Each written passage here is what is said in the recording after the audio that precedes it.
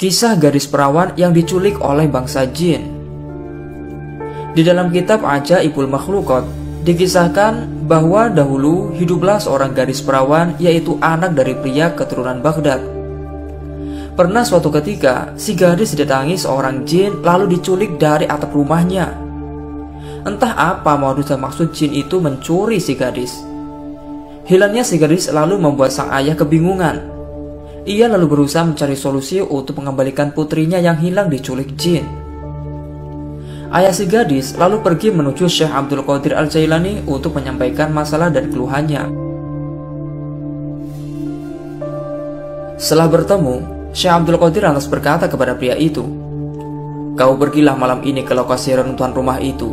Kemudian kau duduklah pada tumpukan reruntuhannya.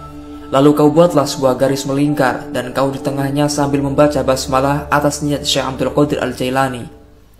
Nantinya di saat kegelapan datang, akan ada yang mendatangimu dari segolongan jin dalam banyak macam bentuk.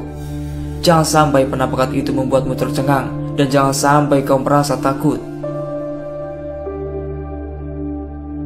Di dalam barisan jin itu ada raja jin dan ia nantinya akan bertanya kepadamu mengenai apa keperluanmu. Lalu kau katakan saja bahwa kau diutus oleh Syekh Abdul Qadir Al-Jailani. Kemudian ceritakanlah tentang anakmu, dan dia si raja jin akan mempertanyakan perihal apa keperluanmu." Itulah beberapa pesan dan nasihat dari Sultan Aulia Syekh Abdul Qadir Al-Jailani agar nantinya si anak bisa segera ditemukan. Perjalanan ini tentu sangat menantang, menakutkan, karena harus berurusan dengan makhluk gaib. Kemudian, pria itu melaksanakan pesan-pesan Syekh Abdul Qadir. Pada saat malam tiba, ia lalu mendatangi lokasi reruntuhan rumah. Ia lalu duduk di tumpukan reruntuhan itu dan membuat sebuah garis melingkar. Sesuai amanat, pria itu lalu berada di tengah lingkaran sembari membaca basmalah atas niat Syekh Abdul Qadir Al-Jailani. Kemudian, tiba-tiba muncullah penampakan yang menakutkan. Pria itu melihat ada gerombolan makhluk-makhluk halus beragam bentuk dan rupa. Penampakan ini jelas membuat kacau pandangan mata si pria itu. Gerombolan makhluk halus itu lantas mengerumuni si pria. Namun mereka tidak mampu mendekati dan memasuki lingkaran yang telah dibuat.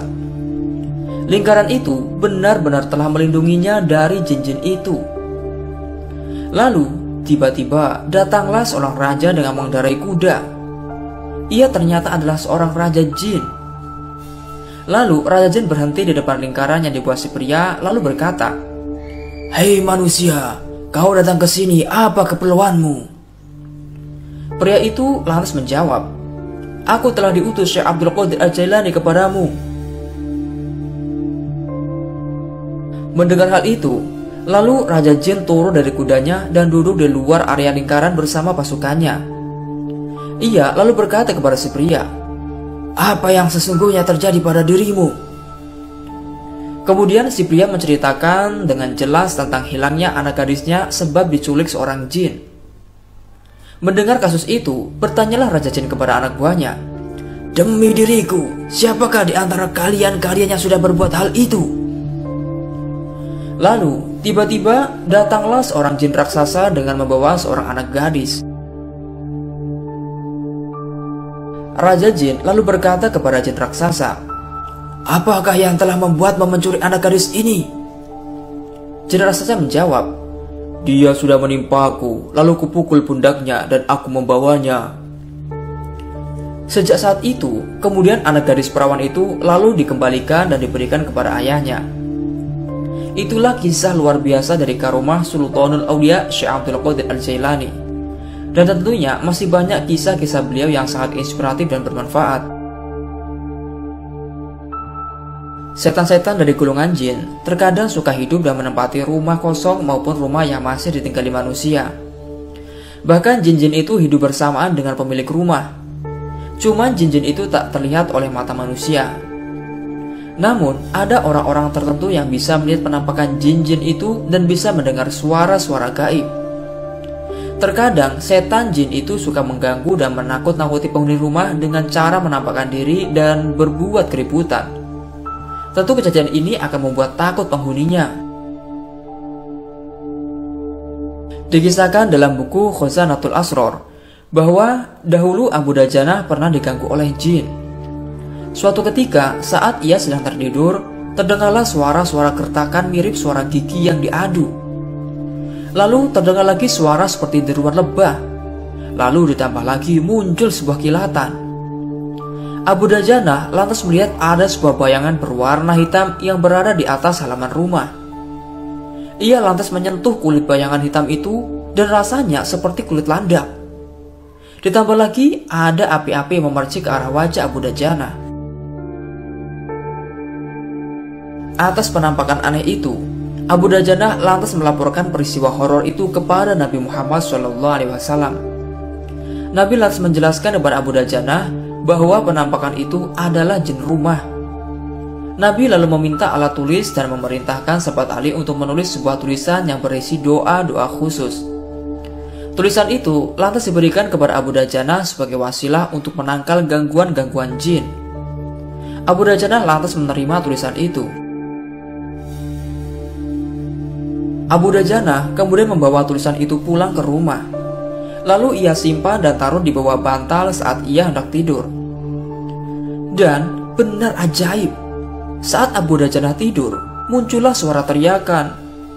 "Hei Abu Dajanah, dirimu sudah membakar kami dengan tulisan ini. Sungguh demi yang menulisnya, lepaskanlah kami dari ini semua. Kami tak akan selamat jikalau tulisan ini tidak kamu angkat. Sungguh akanlah kami pergi dari rumahmu dan tak akan datang kembali." Mendapati fenomena gaib itu, Abu Dajanah lantas berkata, "Wallahi, diriku tak akan mengangkat tulisan ini sampai aku diizinkan Rasulullah." Dan sepanjang malam, Abu Dajanah mendengar jeritan dan rintihan jin pengganggu itu.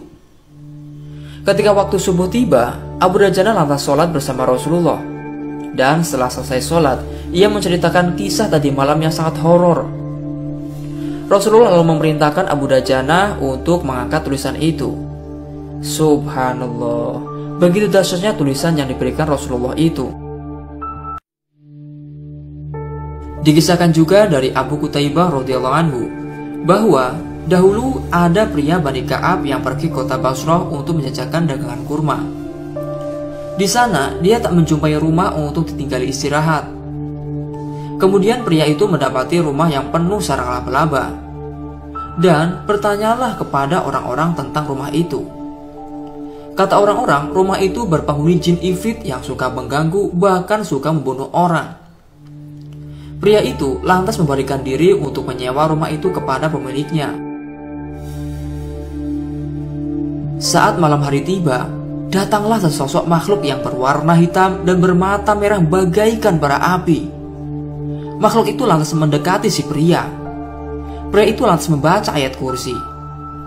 Namun, anehnya makhluk itu malah mampu mengikuti membaca ayat kursi. Horor rasanya.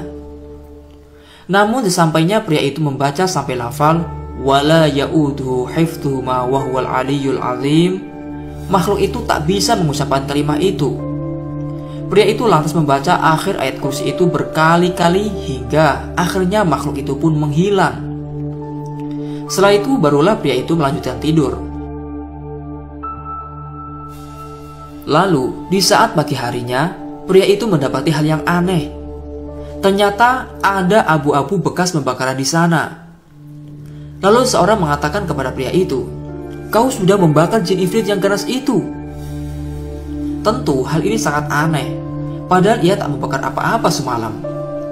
Ternyata pria itu telah membakar jin ifrit dengan kalimat akhir ayat kursi, yaitu wala ya'udhu hifdhuhuma wa huwal aliyyul azim. Itulah kedahsyatan ayat-ayat Al-Quran yang mampu melindungi manusia dari gangguan setan dan jin. Ayat kursi memang sangat ampuh untuk mengusir makhluk setan dan jin jahat. Semoga kisah ini bermanfaat. Wallahu a'lamu bishawab.